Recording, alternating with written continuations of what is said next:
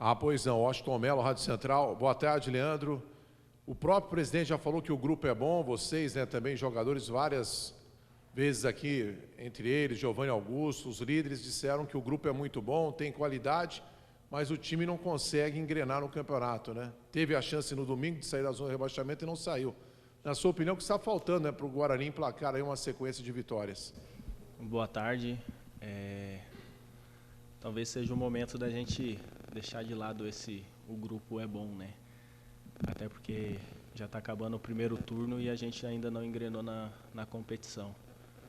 E, na minha opinião, uma opinião pessoal aqui, eu acho que está faltando o nosso desempenho em casa ele ser melhor. Se eu não me engano, eu li uma matéria hoje que a gente tem o terceiro pior aproveitamento dentro de casa. E não pode ser assim, né?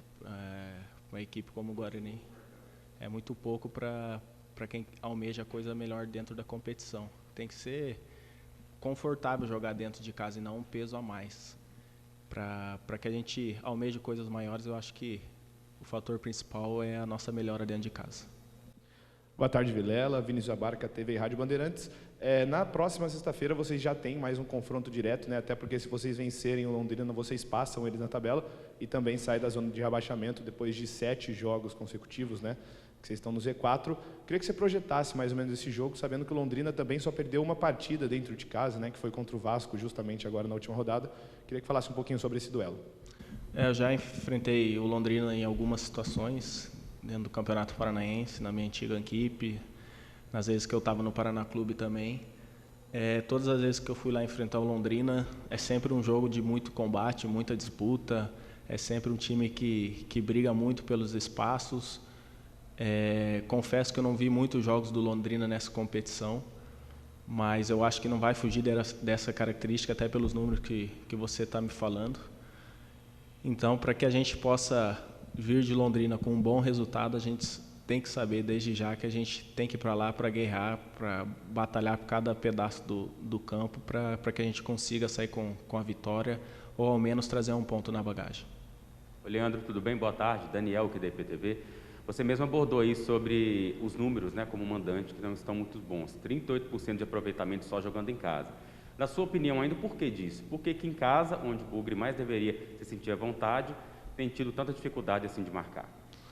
Olha, é complicado falar sobre isso, porque eu percebo um pouco de receio da nossa equipe, pelo fato de estar jogando em casa, os resultados não estão vindo e talvez aquele receio de errar e ter uma cobrança adversa da torcida.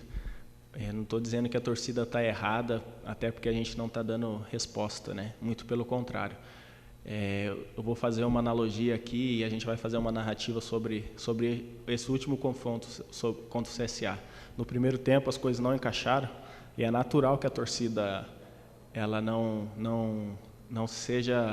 veja felicidade ali em estar acompanhando o jogo, porque a gente não está fazendo uma grande partida. Mas em contraproposta, no segundo tempo, onde a gente melhorou no jogo e teve várias chances de abrir o placar, eu senti total apoio da torcida ali, nos empurrando, nos incentivando até o apito final, porque eu já fui torcedor, também estou numa situação incômoda aqui com a situação que o Guarani se enfrenta, e se eu tivesse na arquibancada, talvez eu agiria da mesma forma, porque um clube como o Guarani, que está acostumado a ganhar, vai querer sempre ver seu time vencendo, e como isso não está acontecendo dentro de casa, é claro que isso vai gerar um incômodo para a torcida. Eu tive a oportunidade de acompanhar o Guarani em outras situações. Eu lembro que eu tinha vários amigos aqui em 2016, se eu não me engano, foi quando teve o acesso lá, que ganhou de 6-0, alguma coisa assim contra o Asa, né? ABC, perdão. E aí eu lembro que a torcida, tendo ali, eu lembro que assistia, porque eu estava jogando a Série B, eu via a torcida do Guarani empurrando, incentivando, e o time conseguiu aqui um placar histórico que talvez poucas pessoas imaginavam que seria possível, pela elasticidade do placar. Mas quando se tem essa sintonia entre torcida e jogador, as coisas tendem a acontecer melhor. Eu acho que, por isso que eu vejo ainda um pouco de receio, medo de errar no jogo e talvez venha uma cobrança da torcida externa. por isso que eu estou dizendo, não quero que me interpretem mal e tirem do contexto aquilo que eu estou falando, até porque se eu estivesse na arquibancada talvez reagiria da mesma forma. A torcida tem total respeito, total respaldo aqui para vir e quando as coisas não acontecerem, ela criticar, porque a gente já foi torcedor, sabe como é. Mas eu peço para a torcida que quando a gente vir jogar em casa, que essa sintonia ela aconteça, porque como sempre foi e sempre vai ser, a torcida vai ser sempre o diferencial dos jogadores, do clube, nos momentos difíceis e nos momentos bons. E quem pode nos ajudar a sair dessa situação ruim é a própria torcida. Ô Leandro, e como que está o vestiário do Guarani? Vocês, jogadores, se cobram entre vocês? O grupo está fechado? Porque se acontecer um rebaixamento, você acaba manchando, né? O currículo, a carreira aí do atleta. Como que vocês conversam para tirar o Guarani dessa situação?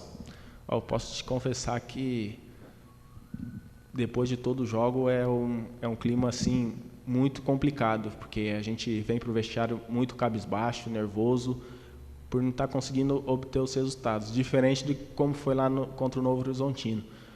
Teve um vestiário muito feliz e muito alegre. Durante a semana não foge disso também, a gente se cobra bastante para a nossa melhora, porque, como você disse, o grupo é bom, mas a gente precisa dar uma resposta melhor daquilo que a gente vem apresentando, que é muito pouco para o grupo que tem e para o tamanho do Guarani na condição que a gente está.